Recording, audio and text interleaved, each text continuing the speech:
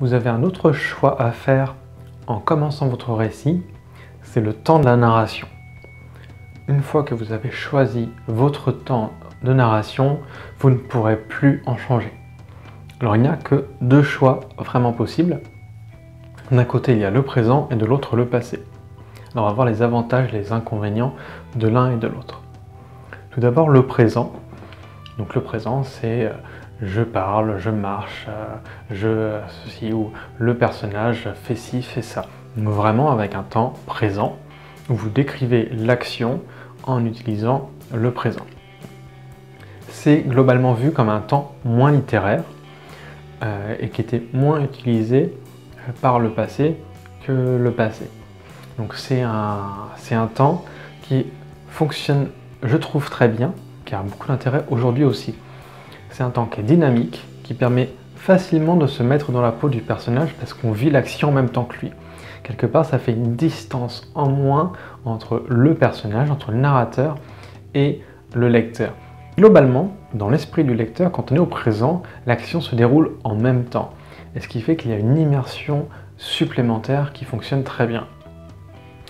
L'autre intérêt, c'est que je trouve le style présent et contemporain et actuel. Il fonctionne pour moi très bien dans les textes qui sont contemporains, donc qui se passent de nos jours, ou qui se passent dans le futur. Et en général, je me rends compte que c'est ce que je fais. Quand j'ai un texte qui se passe de nos jours, j'utilise le présent, et quand c'est un texte qui se passe dans le futur en science-fiction, j'utilise aussi le présent, et non pas le passé. Donc voilà, je trouve que ce style est aussi efficace. On rentre facilement dedans. Il est peut-être des fois un peu moins élégant que le passé, mais on peut malgré tout avoir un style marqué, un style réussi avec le temps présent. On n'est pas obligé de faire du passé pour avoir un joli style littéraire. Donc le style présent passera quand même pour plus dynamique et pour plus actif. Il est, je pense, tout à fait indiqué dans certains genres littéraires, comme la romance, comme le policier aussi ou le thriller, et je le disais, les textes globalement contemporains, même si ce n'est pas une nécessité. De l'autre côté, il y a le passé. Donc le passé, en fait, quand on parle de passé, on mélange le passé simple et l'imparfait.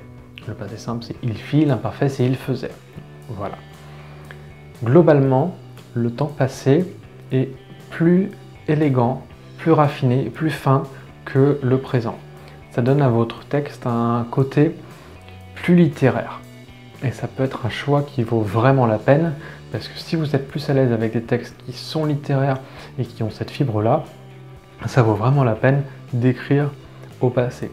Donc ça, je trouve que ça embellit quelque peu la forme. C'est un peu moins actuel, il y a un côté parfois un peu plus précieux. Alors ça dépend à quel point vous utilisez le passé, parce qu'il y a des temps qui aujourd'hui ne sont plus trop utilisés même au passé, comme le subjonctif de l'imparfait. Par exemple, il fallait qu'il fasse quelque chose. Aujourd'hui, on peut dire cela.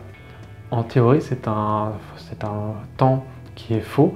On devrait dire il fallait qu'il fît quelque chose, avec l'accent chapeau, l'accent circonflexe au-dessus du i. Et qui fait des fois des mots pas toujours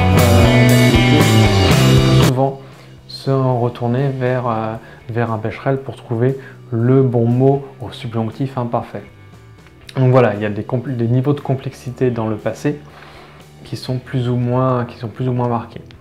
Mais globalement, c'est plus fin, plus raffiné, mais c'est aussi un peu plus difficile à maîtriser que le présent. On peut faire des choses, je pense, aussi belles avec le présent que le passé, mais ça demande moins de maîtrise de la langue française.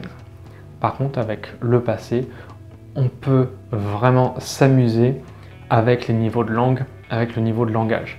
Et c'est un temps que j'utilise beaucoup quand je fais des textes dans des événements qui sont passés. Donc quand j'écris de l'historique ou quand j'écris de la fantasy ou ce genre de texte, j'aurais plus facilement tendance à utiliser du passé. Donc moi, c'est comme ça que je fais la nuance, ce qui n'est pas forcément la vôtre. On peut très bien faire des textes qui se passent dans un temps passé ou en fantasy avec un temps présent, et ça peut marcher. Et on peut faire des textes futuristes ou dans un temps contemporain avec du passé. Enfin, mes textes, c'est comme ça que je fais la différence. Je me suis rendu compte, ça s'est fait naturellement, que quand je voulais de l'immersion et de la proximité, j'utilisais le présent. Et quand je voulais plus travailler la langue, plus jouer sur la forme et avoir quelque chose qui est un peu plus enrobé, donc par exemple avec Isulka la mageresse ou L'espion de la reine, qui sont des textes où il y a un peu plus d'envolée littéraire, là le passé était tout indiqué.